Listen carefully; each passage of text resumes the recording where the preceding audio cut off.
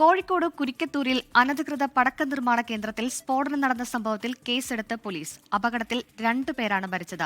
പരിക്കേറ്റ 3 പേർ ചികിത്സയിലാണ്. കോഴിക്കോട് നിന്ന് വർഷ ഗിരീഷ് വിശദാംശങ്ങളുമായി ചേരുന്നു. വർഷ, ഇന്നലെ രാത്രിയാണ് ഈ ദാരുണമായ സംഭവം ഉണ്ടായിരുന്നത്. വാടകയ്ക്കെടുത്ത് താമസിച്ചിരുന്ന വീട്ടിലാണ് പടക്ക നിർമ്മാണത്തിനിടെ സ്ഫോടനമുണ്ടാവുകയും 2 പേർക്ക് ജീവൻ നഷ്ടമാവുകയും 3 പേർക്ക് ഗുരുതരമായി പരിക്കേൽക്കുകയും ചെയ്തത്. സംഭവത്തിൽ ഇപ്പോൾ കേസെടുത്തിരിക്കുകയാണ് പോലീസ്. എന്നാണ് പോലീസ് വിശദമാക്കുന്നത്?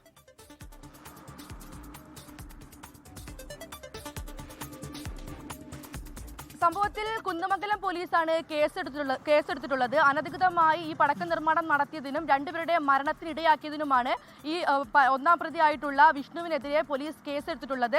വിഷ്ണു 27 വയസ്സുള്ള വിഷ്ണു പരിക്കുകളോടെ ആശുപത്രിയിലാണ് ഇപ്പോൾ. ഇന്നലെ രാത്രിയായിരുന്നു ഈ നാടിനെ നടക്കുന്ന സംഭവം ഉണ്ടായത്.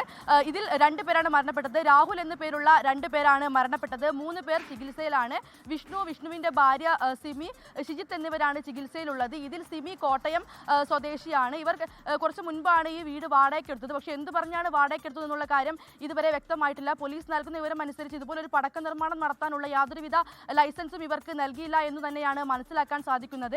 അതുകൊണ്ട് തന്നെയാണ് പോലീസ് കേസെടുത്തിട്ടുള്ളതും. സംഭവത്തിൽ എന്തായാലും നിലവിൽ ചികിത്സയിലുള്ളവരുടെ സ്ഥിതി ഗുരുതരമല്ല എന്നാണ് അറിയാൻ കഴിഞ്ഞത്. അതേസമയം 2 പേർ മരണപ്പെട്ടത് വളരെ ദാരുണമായ സംഭവം തന്നെയാണ്. വലിയൊരു സ്ഫോടനം തന്നെയായിരുന്നു സംഭവ സ്ഥലത്ത് ഇന്നലെ നടന്നിട്ടുള്ളത്. കുരിക്കത്തൂർ പ്രദേശത്തെ തന്നെ ആകെ ഞെട്ടിച്ചൊരു സംഭവമായിരുന്നു. തൊട്ടടുത്തുള്ള പല വീടുകളിലേക്കും ഈ ഒരു മൃതദേഹ അവശിഷ്ടങ്ങൾ ഉൾപ്പെടെ ചിതറിയിരുന്നു. വീടിന്റെ മറ്റു ചുറ്റുമുള്ള വീടുകൾക്ക് കേടുപാടുകൾ സംഭവിച്ചിരുന്നു. അപ്പം മനസ്സിലാക്കാം എത്രമാത്രം വലിയ രീതിയിലുള്ള ഒരു സ്ഫോടനമാണ് നടന്നതെന്നുള്ള കാര്യം. എന്തായാലും സംഭവത്തിൽ പോലീസ് കേസെടുത്തിട്ടുണ്ട്. ഇനി കൂടുതൽ പരിശോധനകൾ ഇന്ന് നടത്തും. ഇവിടെ പ്രധാനമായും ഓലപ്പടക്കങ്ങളാണ് നിർമ്മിച്ചിരുന്നത് എന്നാണ് ഇന്നലെ നമുക്ക് മനസ്സിലാക്കാൻ സാധിച്ചത്. ഇനി എന്തായിരുന്നു മറ്റു ഉപകരണങ്ങളെല്ലാം ഉണ്ടായിരുന്നു.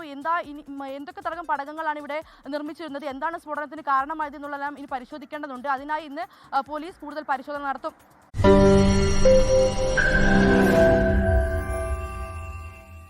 ലോകത്തെവിടെയായാലും ഏത് സമയത്തും 24 വാർത്തകളും ഓഗ്മെന്റഡ് റിയാലിറ്റി പാക്കേജുകളും എക്സ്പ്ലെയിനറുകളും വിശദമായി കാണാൻ ഞങ്ങളുടെ യൂട്യൂബ് ചാനൽ നിങ്ങൾക്ക് സബ്സ്ക്രൈബ് ചെയ്യാം.